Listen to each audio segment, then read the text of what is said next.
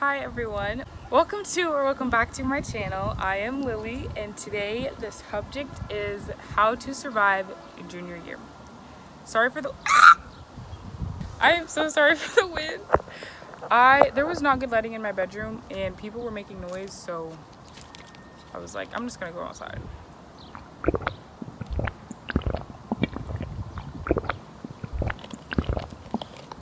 Y'all go to Costco and get some, or wait, it's either Costco or Sam's. Get some vitamin water. It's so good.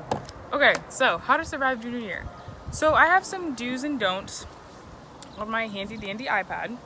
If you can get yourself an iPad, that'd be a great start.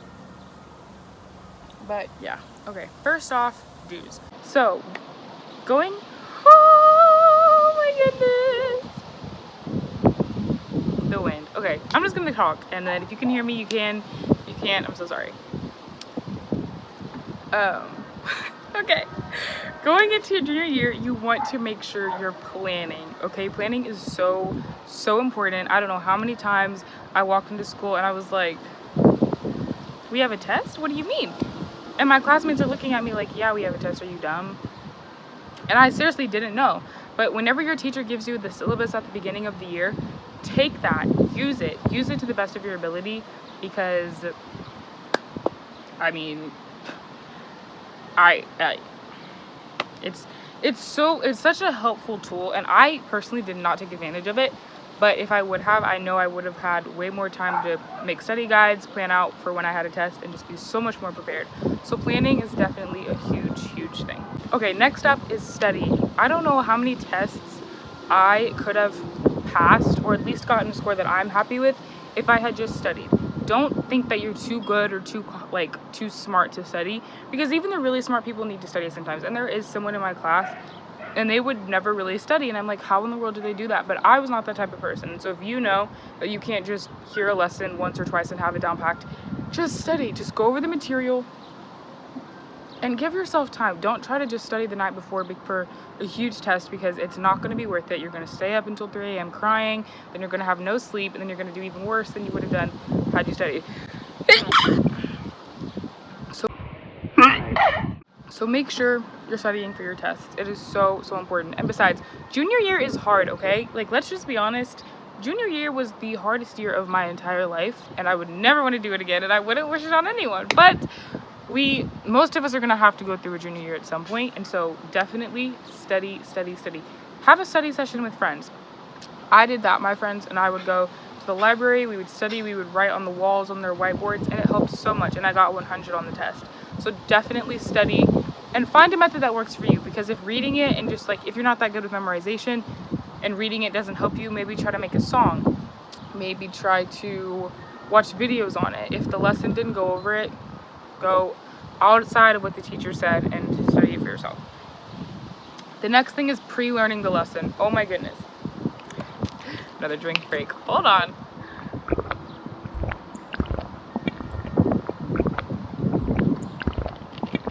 I'm telling y'all, so good. This is for the people that can't have Red Bulls. I see you. Anyways, where was I at? Right. Pre-learning the lesson. So in math, so let's say you have a textbook. You know what you're going to go over today, tomorrow, and the next day, and next week. Go over that lesson in advance. This year we also had videos along with our textbook. Watch the videos in advance. Learn the lesson in advance.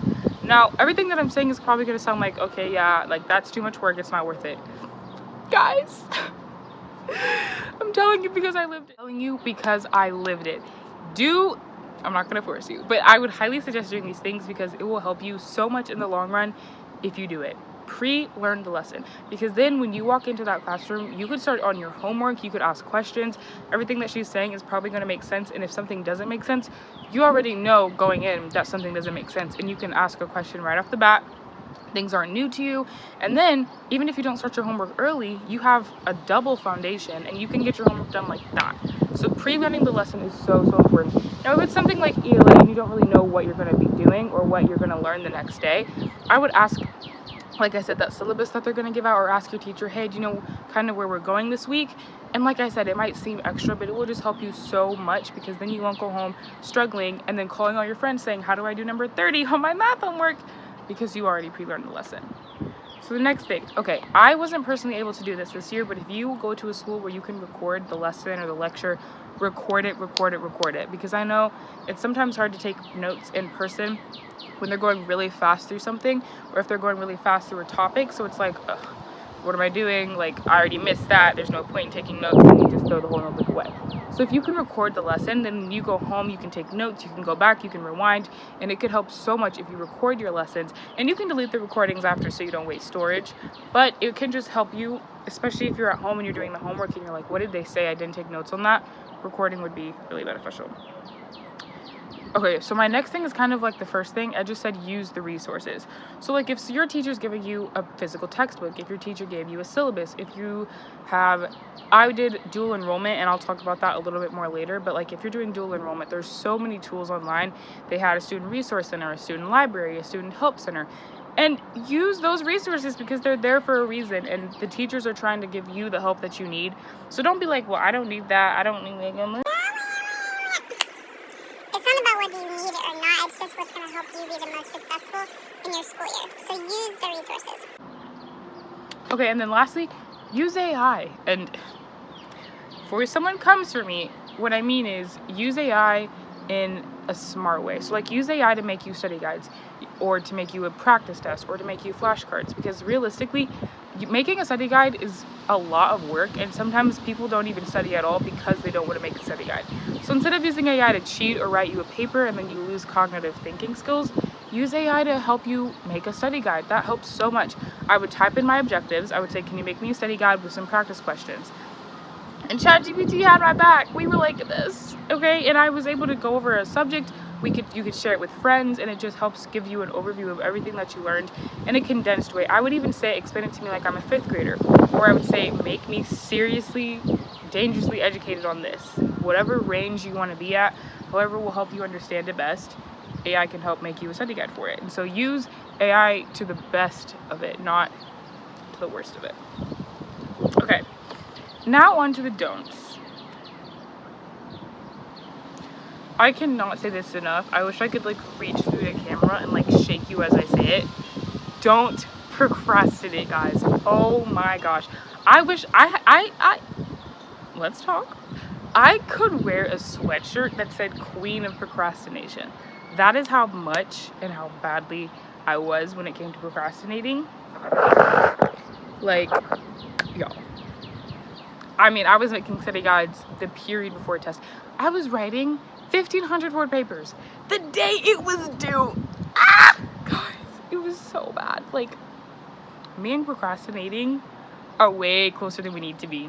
But saying keep your enemies close, I need to like split up for procrastination, because it was so bad.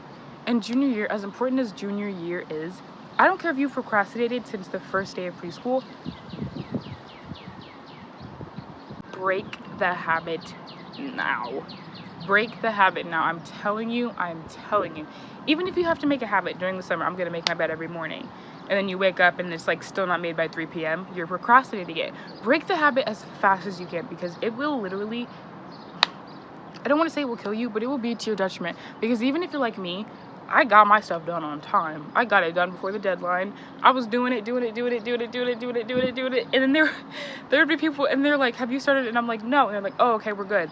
And then by the time class started, they're like, what are we gonna do? And I'm like, I finished. And they're like, what? I thought you just said you didn't start it.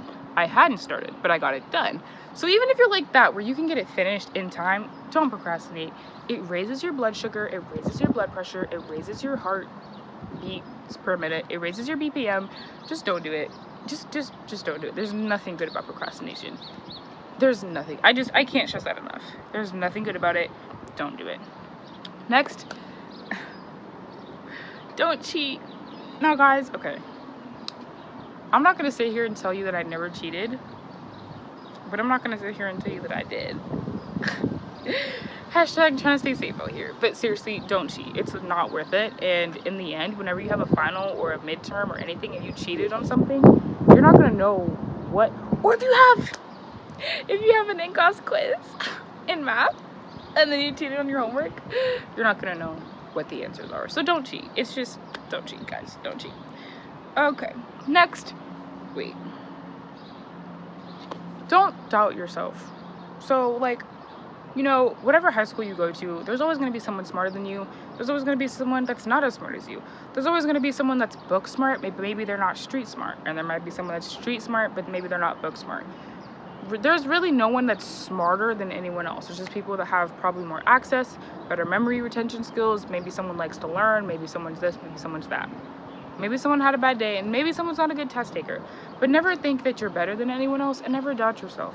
So if there's a test coming up, and you're like, I already know I'm gonna fail, why would you already speak that into existence before you even see the test? In your mind, you already failed. So then you're not gonna do your best because you don't think your best is good enough, and it just leads to this spiral of getting bad grades when really you never applied yourself.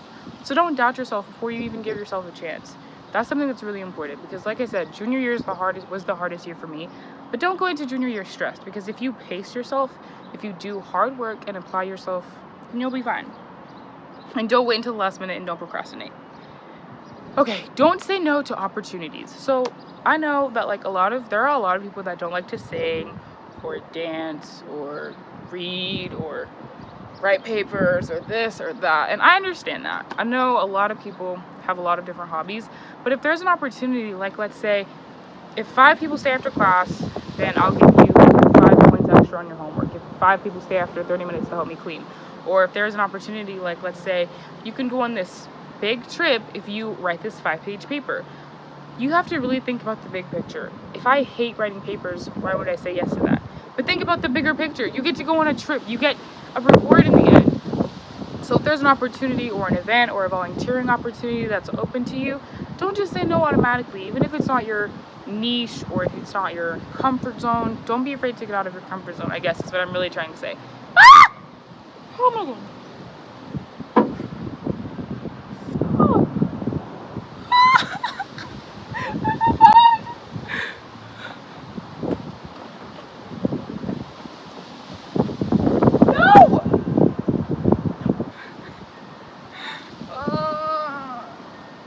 No, stop.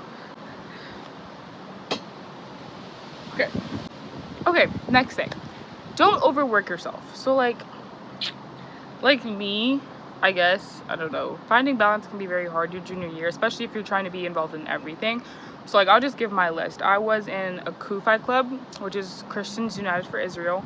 I was on student council. I played volleyball. I was singing on a chapel, like on the chapel team, and I was doing dual credit, and I was trying to get all A's in all my classes. So like, I know there are people that do 10 times more than me. I'm not saying that that's not true, but for me that was kind of a lot to kind of handle. And you come home and then you have homework, and then you want to call your friends, and then you want to do this and you want to do that, and you want to go to games after and just whatever. So I know that it could get a little stressful your junior year, but try not to overwork yourself. So something that I really wish I would have gotten into is this app or website called Notion. I hear that it's really good for like online planning, and there are some girls that are so good at it. It's so cute, aesthetic. I made up Notion. It's so cute, and I probably used it 3 times in the year because it just got to a point where I just wouldn't remember, or I wouldn't,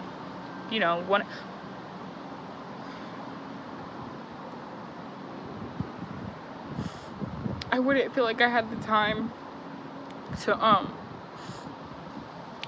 to write things down, to type things down. So I wouldn't really use it. But don't overwork yourself. Just try to find a balance between social and academic. I would say don't try to put academics as number 1 to where you have no sleep, no social life, don't feel good about yourself, no self-care, never taking a bath, never lighting a candle, never doing a face mask, never doing a skincare routine, not getting, like, whoa. Like, that's a little crazy. And I think you'll regret that in the future. But also don't just be like out partying every night, out doing this, out doing that, always with friends, always on a FaceTime call when you know you have a test.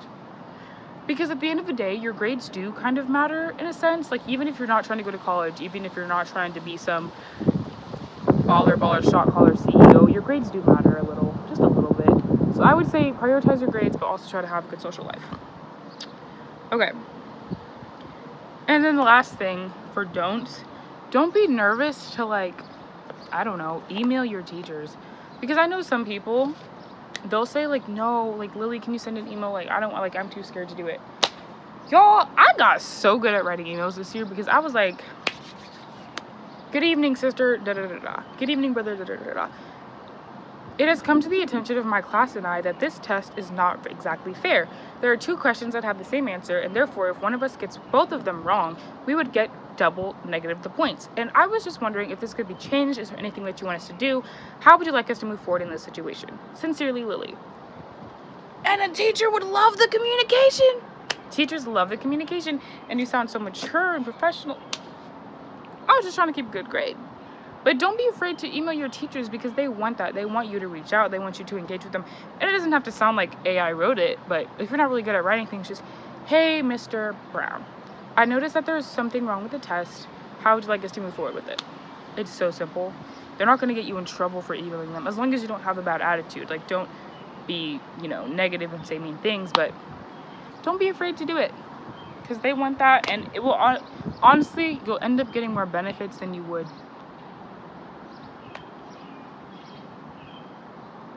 You'll end up getting more benefits than you would. Oh my god. Oh my god. Okay.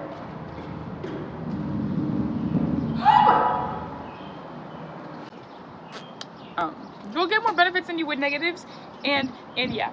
So that's basically the end of my video. I really hope you enjoyed it, and these were my do's and don'ts on how to survive your junior year.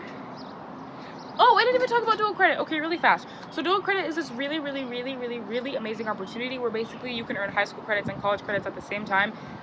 Freshmen in high school, if you have the opportunity to do it. But I started the summer before my junior year. I did it through Trine University. Just look up dual credit or dual enrollment and ask like your guidance counselor or your parent or like a senior that's already graduated before you how to get started with it. But it's an amazing resource. It literally helps boost your GPA. You get college credits taken care of. It's so much cheaper than how much it would cost if you took those same courses during your actual college years. And it's a great resource like I was talking about. Use your resources. So yeah, I hate bugs. I hope you enjoyed the video. Bye.